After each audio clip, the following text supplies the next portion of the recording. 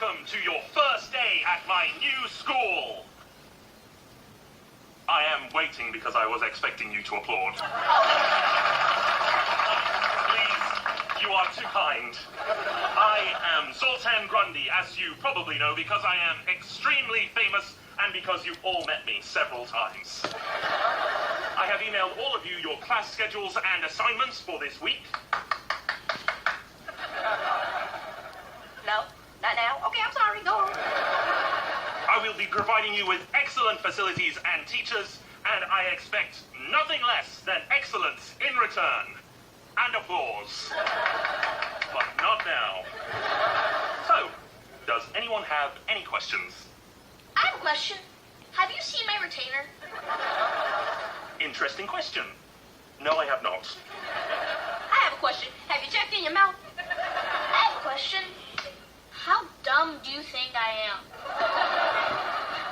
Don't you think I would know if my retainer were in my own mouth?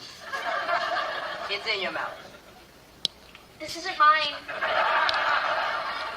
It's Fletcher's. Not anymore. Excuse me, Mr. Grundy, but I have an actual meaningful question. When will we be receiving the student handbook covering the rules of the school, like what's our curfew and what's the maximum amount of stuffed animals allowed in our beds? Please more than 12, please more than 12. There is no rule book. You are the best and brightest of your generation, and I trust you all to figure things out for yourselves. And if you can't, I will simply replace you with robots. I'm kidding, of course. That technology won't be ready for weeks. Wait, so the only rule is there are no rules? This no rules rule, While logically inconsistent, is the greatest non-rule rule ever. So you're saying that instead of having to go to bed at 8:30 like my parents make me, I could go to bed whenever I want, like 8:15 or even 8. I'm gonna go get ready for bed. But it's not even noon. I know, but I'm feeling a little crazy. Rules be darned.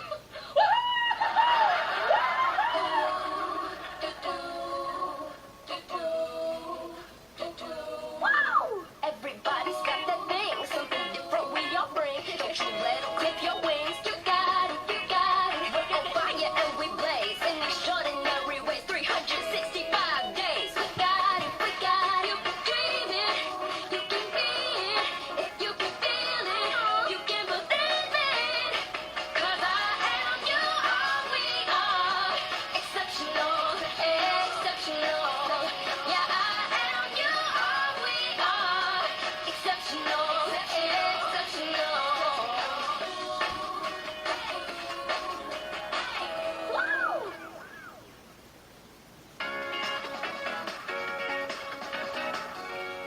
I hate this stupid phone. Excuse me, Lexi. I couldn't help overhearing. Because my overhearing aid was turned on. What's wrong with your phone? Everything. If it's a smartphone, why isn't it smart enough to block messages from boys who aren't cute?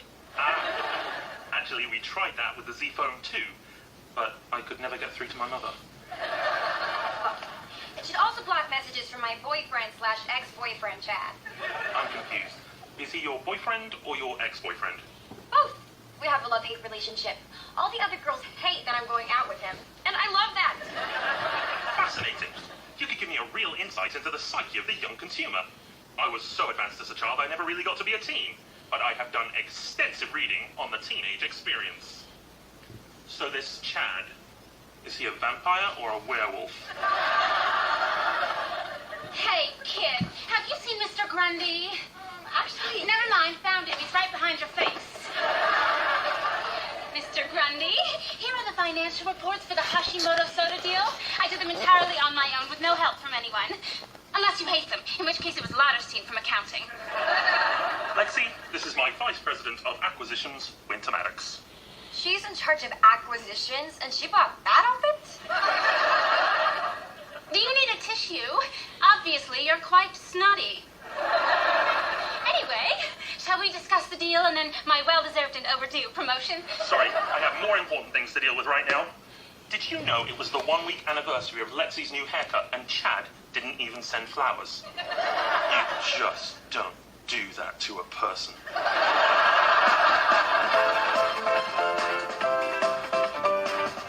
No rules? How cool is that? Oh no! Check it out. Look how close I am to the TV. Hope I don't ruin my eyes. What are you watching? I have no idea because I can't see anything and I have a huge headache. This is awesome. I've been thinking about this no rules thing, and I don't think it's a good idea. See, over the years, I've read dozens of parenting books, you know, to train my mom and dad how to raise me to be the perfect child. What went wrong? Civic pleasure! As I was saying, all the experts agree that children need rules to feel secure. So I've taken the liberty of writing a little student rule book for us. Olive, Mr. Grundy said we don't need a rule book. No, what he said was there was no rule book, implying, of course, that we should write one ourselves. So behold, our 10,000 commandments. It's actually 13,629, but 10,000 commandments had a better ring to it. Olive, these rules are ridiculous. Yeah, like rule number 79, no eating with your mouth open. How am I supposed to get food in there? See, rule 80. Rule 80. No asking stupid questions, Fletcher. Olive, you are not the boss of us, and we're not going to follow your rules. Fine. You and Fletcher can live in anarchy, and Angus and I will live in civility, and we'll see who does better. Wait, why do I have to follow the rules? Because you're madly in love with me, and you do whatever I tell you to. Right. What she said. Okay, Olive. You want to throw down the gauntlet? Let's throw down the gauntlet. Sorry, but rule number 27 strictly prohibits the throwing of a gauntlet, a party, a football, a javelin, a punch, a bone, a tantrum, a banana cream pie, a monkey wrench into things, a mama from a train, or a baby out with the bathwater. Oh, and you also can't throw your hands up in frustration.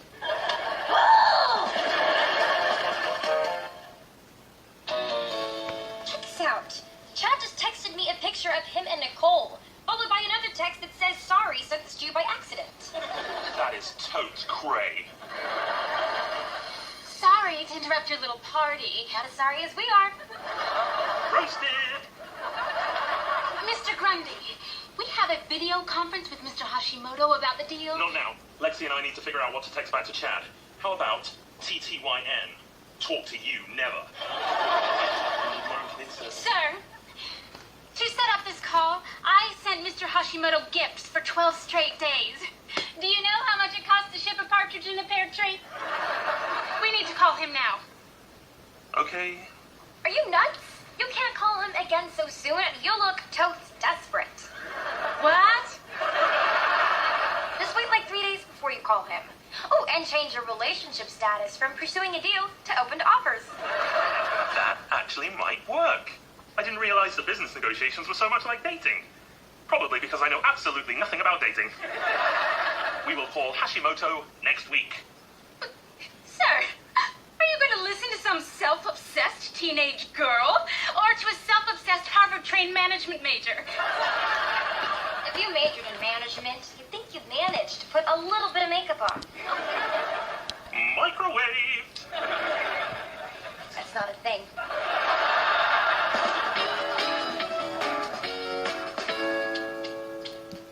And done.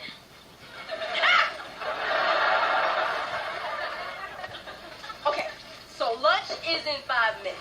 But to show Olive we don't need her stupid rules, I brought us a big snack to spoil our appetite.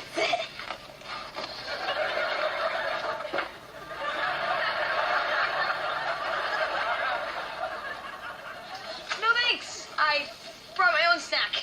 Carrots? Do you know what those things will do to you? They'll improve your vision and flush out harmful toxins. Your good behavior is appalling. What do you think you're doing? Do you know what time it is? Hammer time?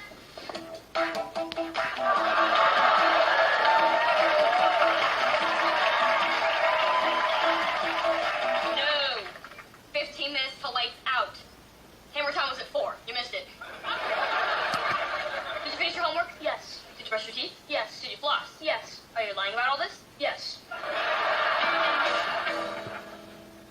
Okay, here's the plan. We take a picture of you drinking a competitor soda and then accidentally text it to Hashimoto. Okay, look like you really love it.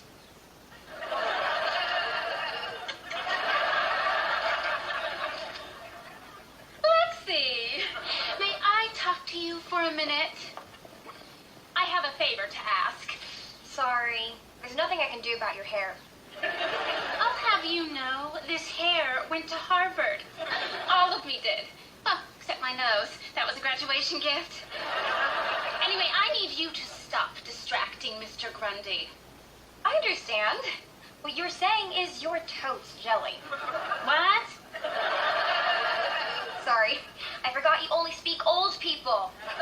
You're totally jealous that Zolt's hand listens to me and not to you. I am not totes jelly, and I'm not old. I have the complexion of a 1-year-old. Notice I didn't say newborn because, let's be honest, newborns are disgusting. Winter is totes jelly and bitter.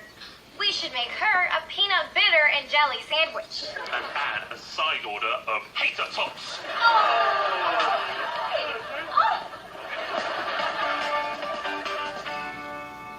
Wow. Room's pretty messy. You're right.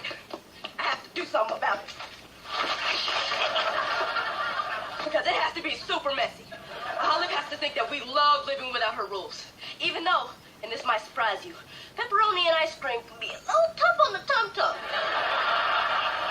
Anyway, I appreciate you not showering for 3 days and smelling terrible. Yes, that is why I smell. To help contribute to whatever it is we're doing. If Olive thinks she's right, she'll boss us around forever. We have to stand up to her tyranny. Right. What is tyranny again? What are you looking for? My flash drive. It has all the music I wrote on it. I can't find it anywhere. Hey, guys. Looking for something? No, I have a system. I know exactly where everything is. For instance, here is my half-eaten burrito from 3 days ago. Exactly where I meant to put it. On my favorite dry-clean only silk blouse. That wouldn't have happened if you cleaned up your room. Are you kidding? I did it on purpose. Looks so much better now. In fact, I'll make matching pants. There. Super cute.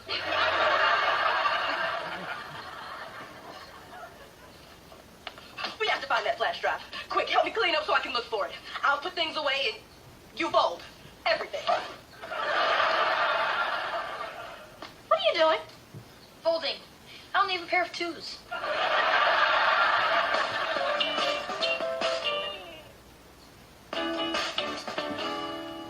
I can't live like this anymore. Olive's right. I like having a clean room. I like going to sleep at a reasonable hour. And I like carrots. I like carrots too. I am a weak person.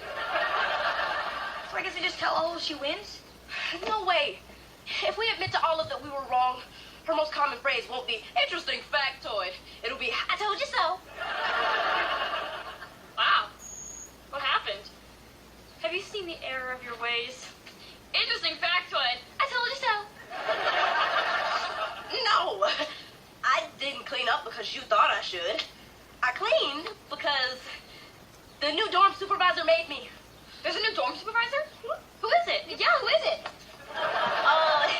His name is Dorian Bannister. Dorian Bannister? Yeah. Mr. Grundy put him in charge of supervising us because apparently not everyone is as able to handle their independence as responsibly as I am. Oh, yeah. And the new rule is only 11 stuffed animals per bed. Not the Dalai Lama. I want to talk to this Bannister guy. What?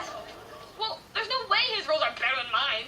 Well, you can't talk to Bannister because Bannister's first rule is no complaining about his rules. What? Well played, Bannister. Mr. Grundy, I have been trying to get you to focus all week, and now, thanks to her, the Hashimoto deal is probably dead. Mr. Hashimoto, what a pleasant surprise. What is going on between us? You don't call me for 3 days, and you probably don't know this, but you accidentally sent me a text of you drinking a competitor soda. Whoops. I just have one question. Harvard. I went to Harvard. question is, would you reconsider the deal if I knock $1 billion off the price? Is it me, or is it desperate in here? Yes! Yes, absolutely. It's a deal. Excellent. Let's just celebrate our corporate matrimony by toasting with some of my refreshing Hashimoto soda.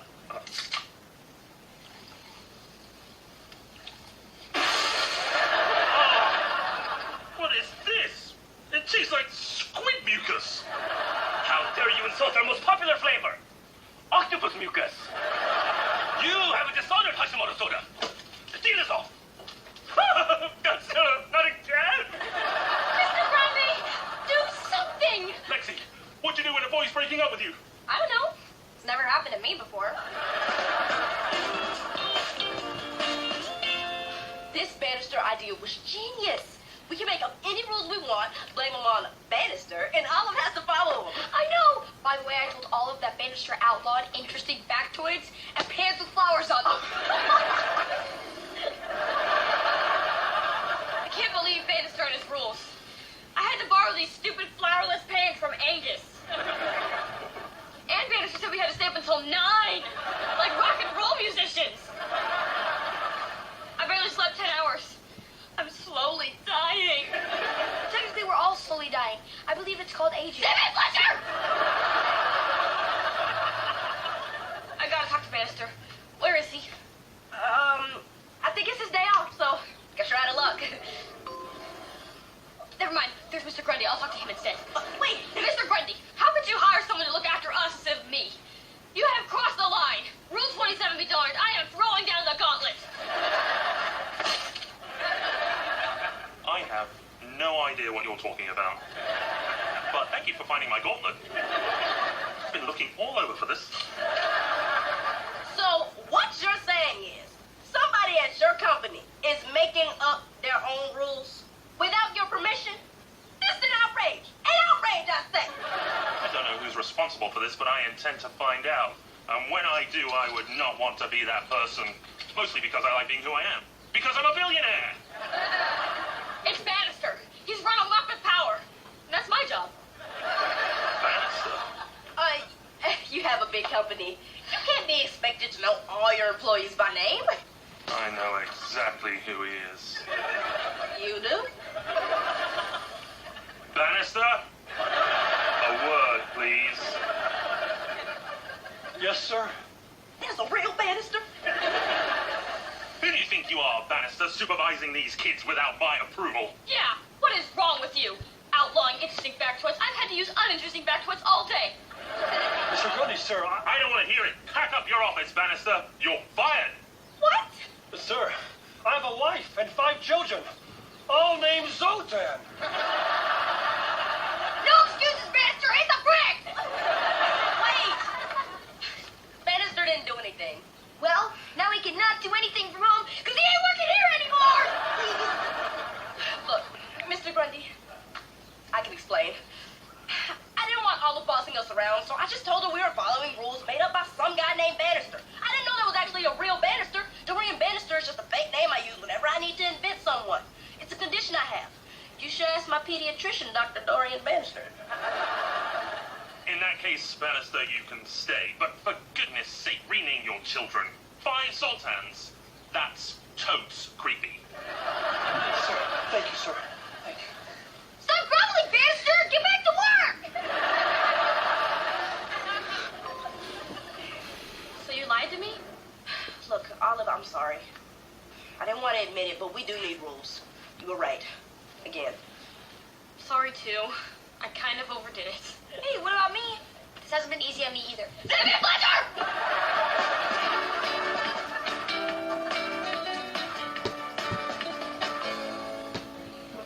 Students, attention please. It seems I made a dreadful mistake. Maybe you should get the blouse sign. Turns out that children do in fact need supervision. So I've created a new position in the school, the sole responsibility of which will be to look after and nurture you ants. I wish I could do it myself, but I don't want to. So say hello to your new den mother, Winter Maddox. What? But, Mr. Grundy, I don't like children. I didn't even like myself until I got into Harvard. Did I mention I went to Harvard? I've made up my mind. Mr. Grundy, please. Sorry, I've got to run. I'm late for a meeting with City Councilman Dorian Bannister. Oh. Okay, I don't really know the first thing about being a den mother, so I did some research by reading this child-rearing book. Granted, I only got through the first chapter.